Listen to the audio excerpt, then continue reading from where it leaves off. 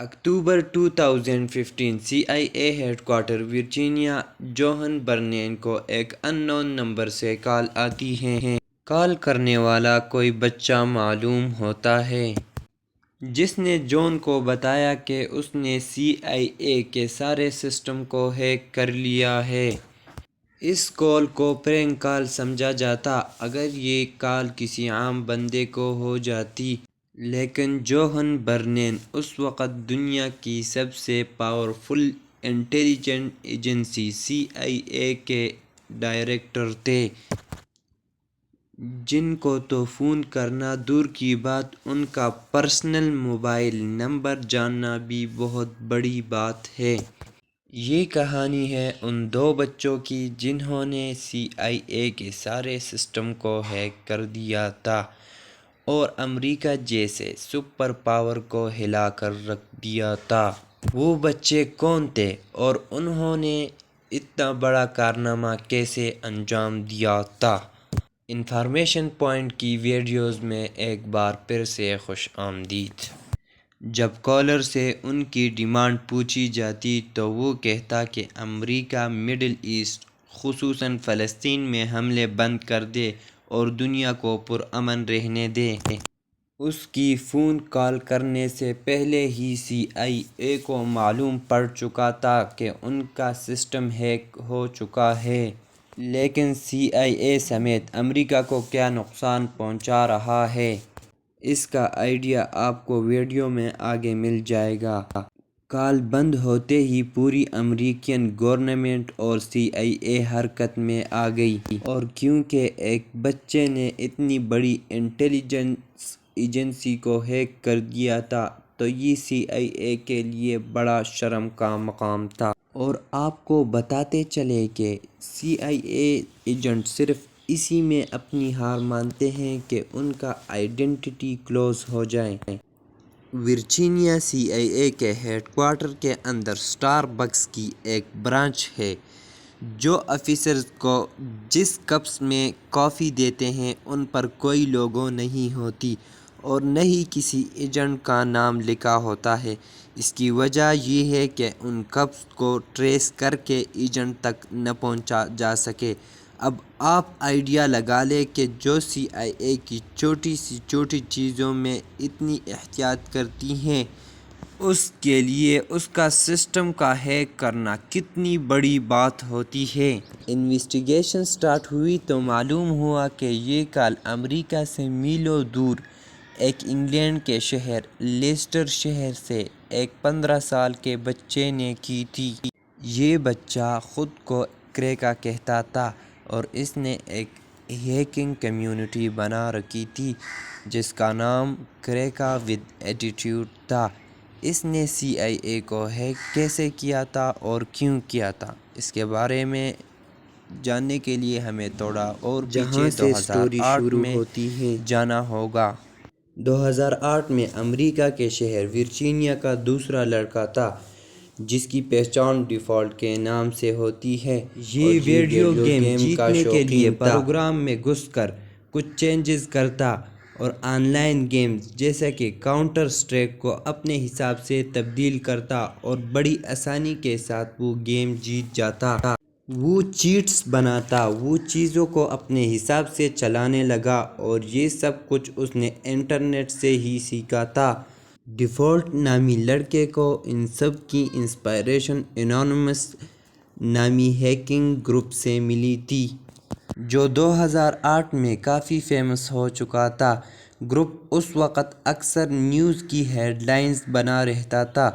یہ گروپس اپنی آواز اٹھانے کے لیے بڑی بڑی ویب سائٹ ہیک کرتا اور اس پر اپنے مرضی کا میسج لکھ دیتا۔ یہ سب کچھ دیکھ کر ڈیفالٹ انونیمس سے کافی امپریس ہوا اور پھر اس نے بھی ہیکنگ کی دنیا میں قدم رکھا۔ ڈیفالٹ نے آہستہ آہستہ چھوٹی موٹی ویب سائٹ کو ہیک کرنا شروع کر دیا، لیکن وہ کچھ بڑا کرنا چاہتا تھا جس کے لیے اس کو بھی کسی ہیکنگ گروپ کی ضرورت تھی۔ لہٰذا ڈیفالٹ انونیمس کے ایک ہیکنگ گروپ میں شامل ہوئے۔ یہ گروپ پہلے بھی کئی ویب سائٹ ہیک کر چکا تھا، لیکن یہ ہے کہ زیادہ تر پولیٹیکل پرپس کے لیے کی جاتی تھی۔ انانمس گروپ بوٹ نیٹ کا استعمال کرتا تھا، یعنی وہ انٹرنیٹ پر وائرس بنا کر کمپیوٹر میں بھیج دیتے تھے۔ کمپیوٹر میں وائرس چلے جاتے اور وہ انانمس کے کنٹرول میں آ جاتا تھا۔ وہ تمام کمپیوٹر جس میں وائرس ہوتا ہے اس کو بوٹ، جبکہ کمپیوٹر کے اس پورے نیٹ ورک کو بوٹ نیٹ کہتے ہیں۔ کیونکہ انانمس کے ممبر ہونے کی وجہ سے ڈیفالٹ کے پاس بھی بوٹ نیٹ کا ایکسیس تھا۔ اس نے دیکھا کہ اس بوٹ نیٹ میں ایک ایسا کمپیوٹر ہے جو کینیڈا کے ایک میڈیکل کالج کا ہے۔ ڈیفالٹ نے اس کمپیوٹر پر تھوڑی محنت کی اور اس کی فائنینشیل ریکارڈ تک رسائی حاصل کر لی۔ اس نے دیکھا کہ اسکول نے $9 ملین سے زیادہ کی رقم اسٹوڈنٹ سے وصول کر لی ہے، اور یہ سارے ریکارڈ اب ڈیفالٹ کے پاس آ چکے تھے، جو کہ اس نے ایک کالج کے کمپیوٹر سے ڈیلیٹ کر لیے تھے۔ ڈیفالٹ کی پہلی ہیکنگ کامیاب ہو چکی تھی۔ اس کی وجہ سے میڈیکل کالج کا نظام ترہم برہم ہو گیا۔ پہلی ہیکنگ تو اس نے شرارت میں کی تھی، لیکن دوسری ہیکنگ غصے میں کی گئی تھی۔ 2014 میں ڈنمارک کی گورنمنٹ نے ایک شرمناک بل پاس کیا جس کی وجہ سے جانوروں کے ساتھ جنسی زیادتی کر سکتے ہیں۔ یہ خبر دنیا میں اینیمل رائٹ ایکٹیوسٹ کو بہت بری لگی۔ ڈیفالٹ کے پاس خود بھی ایک کتا تھا جس کو وہ بہت پیار کرتا تھا، لہٰذا ڈیفالٹ نے غصے میں آ کر گروپ کے ساتھ مل کر ڈنمارک کے آفیشیل ویب سائٹ کو ہیک کیا اور اس پر بڑا بڑا لکھ دیا کہ آپ جانتے ہیں کہ آپ کی سرکار جانوروں سے زیادتی کی اجازت دیتی ہے۔ نہ صرف اتنا بلکہ ڈیفالٹ نے بوٹ نیٹ کر کے اس کے حق میں جتنی بھی ویب سائٹ بنائی گئی تھی ان پر اٹیک کر کے ان سب کو بند کر دیا۔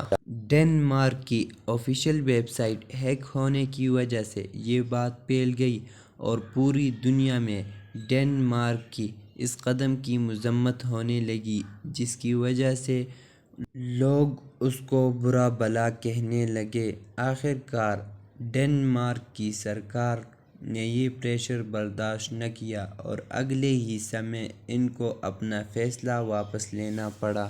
ڈیفالٹ اپنے کام میں پہلی بار کامیاب ہو چکا تھا، پر لوگ اس کا کریڈٹ انانمس گروپ کو دینے لگے کیونکہ اس وقت ہیڈ لائنز یہی گروپ بنا رہتا تھا۔ یہ بات ڈیفالٹ کو بالکل ناگوار گزری کیونکہ کارنامہ تو کیا تو اس نے، مگر اس کا کریڈٹ کوئی اور لے رہا ہے۔ لیکن اس نے ہمت نہیں ہاری اور اپنا کام جاری رکھا۔ دوسری ہیکر کی طرح ڈیفالٹ بھی اپنی آئیڈینٹی کلوز نہیں کرتا تھا۔ اس کو معلوم تھا اگر ہیکنگ کی وجہ سے میں ٹریس ہو گیا تو میرا انجام اچھا نہیں ہوگا۔ وہ نارمل اپنے گھر کا وائی فائی استعمال نہیں کرتا تھا، بلکہ اس نے سیٹلائٹ کنیکشن خرید رکھا تھا اور اس کو اپنے گھر سے کافی دور انسٹال کیا ہوا تھا۔ اس کا کمپیوٹر بھی بہت سیکیور تھا، وہ آن ہونے میں تقریباً 30 منٹ لیتا تھا۔ ان کی پرائیویسی کی وجہ سے ان کو انتظار کا کوئی مسئلہ نہیں تھا۔ خیر، ابھی تک تو آپ نے صرف دو ہی باتیں سنی ہیں، ایک جو کریگ انگلینڈ میں رہتا تھا اور دوسرا ڈیفالٹ جو USA میں رہتا تھا۔ 2013 سے پہلے یہ ایک دوسرے کو نہیں جانتے تھے، مگر ایک واقعہ ہوا جس کی وجہ سے یہ دونوں ایک ہو گئے۔ Edward Joseph Snowden national security میں as a computer intelligence consultant تھے۔ ایک امریکن پروجیکٹ پر کام کرتے سمے ان کو معلوم ہو گیا کہ CIA ہر انٹرنیٹ یوزر کا ڈیٹا اور اس کی پرائیویٹ انفارمیشن اپنے پاس رازداری سے رکھتی ہے اور پھر اس کو اپنے مقاصد کے لیے استعمال کرتی ہے۔ جبکہ یوزر کو اس بات کا علم نہیں ہوتا۔ ایڈورڈ CIA کے اس راز سے پردہ اٹھانا چاہتے تھے، مگر دوسری طرف اس کو یہ ڈر بھی تھا کہ امریکہ میں رہتے ہوئے یہ کام نہیں کیا جا سکتا، کیونکہ سیکرٹ انفارمیشن لیک ہونے کے جرم میں اسے جیل بھیج دیا جائے گا۔ اسی لیے ایڈورڈ نے چھٹی لی اور ہانگ کانگ چلے گئے، جہاں انہوں نے جرنلسٹ کے سامنے اس سیکرٹ کو دنیا کے سامنے رکھ دیا۔ یہ خبر سنتے ہی پوری دنیا میں تہلکہ مچ گیا۔ ان کا ڈیٹا لوگوں میں غصہ پائے جانے لگا استعمال ہو رہا ہے اور ان کی نقل و حرکت پر پل پل نظر رکھی جاتی ہے۔ اسی بات کے ری ایکشن کے طور پر ڈیفالٹ اور کریکا کا آپس میں تعلق ہوا۔ دونوں نے امریکن گورنمنٹ اور CIA کو سبق سکھانے کا فیصلہ کر لیا۔ وہ CIA کو احساس دلانا چاہتے تھے کہ لوگوں کی پرسنل انفارمیشن جب لیک ہوتی ہے تو کیا محسوس ہوتا ہے۔ ڈیفالٹ اور کریکا کا مقصد ایک تھا۔ ڈیفالٹ اپنی عوام کی پرائیویسی ختم کرنے پر USA سے بدلہ لینا چاہتا تھا، جبکہ کریکا غزہ پر کی جانے والی حملوں کا بدلہ لینا چاہتا تھا، یعنی دونوں کا دشمن امریکن سرکار تھی۔ سب سے پہلے انہوں نے امریکن نیشنل انٹیلی جنس ایجنسی کے ڈائریکٹر جیمز کلیپر کا فون نمبر پبلک کر دیا، اور کسی کو بھی صرف گوگل کرنے سے ان کا فون نمبر مل جاتا۔ اب وہ کسی اور ہائی پروفائل آدمی کو ہیک کرنا چاہتے تھے، اور انہوں نے CIA کے ڈائریکٹر جوہن برینن کو ہیک کرنے کا مشن سنبھال لیا۔ کریکا نے انٹرنیٹ پر جوہن کے بارے میں سرچ کرنا شروع کر دیا تو اس کا ایک پبلک نمبر سامنے آ گیا۔ اس نے دیکھا کہ وہ نمبر ویریزون کا تھا، جو ایک امریکن موبائل آپریٹر ہے۔ اس نے ویریزون کے انٹرنل ایک ٹیم کو اس کی کمپنی کا امپلائی بن کر فون کیا اور کہا کہ وہ ایک کسٹمر کی پرابلم سالو کرنے کے لیے اس سے رابطہ کر رہا ہے، کیونکہ اس کے سسٹم میں کوئی ٹیکنیکل مسئلہ آیا ہے۔ ویریزون کی ٹیم نے اس کی آئیڈینٹی کنفرم کرنے کے لیے پن کوڈ مانگا، جو وہ آلریڈی ہیک کر کے معلوم کر چکا تھا۔ ویریفیکیشن کے بعد ویریزون نے جوہن برنین کی پرسنل ڈیٹا کریکا سے شیئر کر دی۔ اب کریکا کے پاس جوہن برنین کا account number, bank number, back up mobile number, address اور اس کے بینک کارڈ کے آخری 4 ڈیجٹس بھی موجود تھے۔ اب اگلا سٹیپ ان کا ای میل ہیک کرنا تھا۔ اس نے معلوم کیا کہ برنین یاہو جی میل کے بجائے AOL کمپنی کا ای میل استعمال کرتا ہے۔ اس نے AOL سپورٹ ٹیم کو کال کیا اور کہا کہ میں اپنا پاسورڈ بھول گیا ہوں، اس کو ریسیٹ کروانا ہے۔ AOL کے سپورٹ ممبر نے کنفرم کرنے کے لیے بینک کارڈ کے آخری 4 ڈیجٹس پوچھے، جو کریکا کے پاس پہلے ہی سے موجود تھے۔ اس طرح کریکا نے فوراً اس کے ای میل ایڈریس کا ایکسس کارڈ دیا۔ اب CIA کے ڈائریکٹر کا ای میل کا پرسنل اکاؤنٹ کریکا کے پاس تھا۔ اس نے جوہن برنین کا پرائیویٹ ای میل کھولا، جس میں سارے امپورٹنٹ اور ٹاپ سیکرٹ ڈاکومنٹس موجود تھے۔ دوسرے CIA آفیسرز کا ڈیٹا، ان کے سوشل سیکیورٹی نمبر اور گورنمنٹ سے ملنے والے انسٹرکشنز موجود تھے۔ تب تک برینن کو بھی خبر ہو چکی تھی کہ اس کا ای میل اکاؤنٹ ہیک ہو چکا ہے، اور اس نے فوراً اپنا اکاؤنٹ بند کروا دیا، مگر اب کافی دیر ہو چکی تھی، کیونکہ کریکا یہ سارا ڈیٹا اپنے پاس ڈاؤن لوڈ کر چکا تھا۔ ایک ایک کر کے سارے آفیشیل ڈاکومنٹس لیک کرنا شروع کر دیے، جس سے پورے امریکہ میں ایک کوہرام مچ گیا۔ پوری دنیا میں CIA کی بدنامی ہو رہی تھی۔ اب ان کے لیے ہیکر کو پکڑنا مجبوری بن چکا تھا۔ وہ ہیکر کو جلد از جلد پکڑنا چاہتے تھے، لیکن اس کا کوئی سراغ حاصل نہ کر سکے۔ جوہن برنین کو فون کرنے کے بعد کریکا نے ڈپارٹمنٹ آفیسرز کے 9000، جبکہ FBI کے 2000 ایجنٹس کی پرسنل انفارمیشن سوشل میڈیا پر شیئر کر دی۔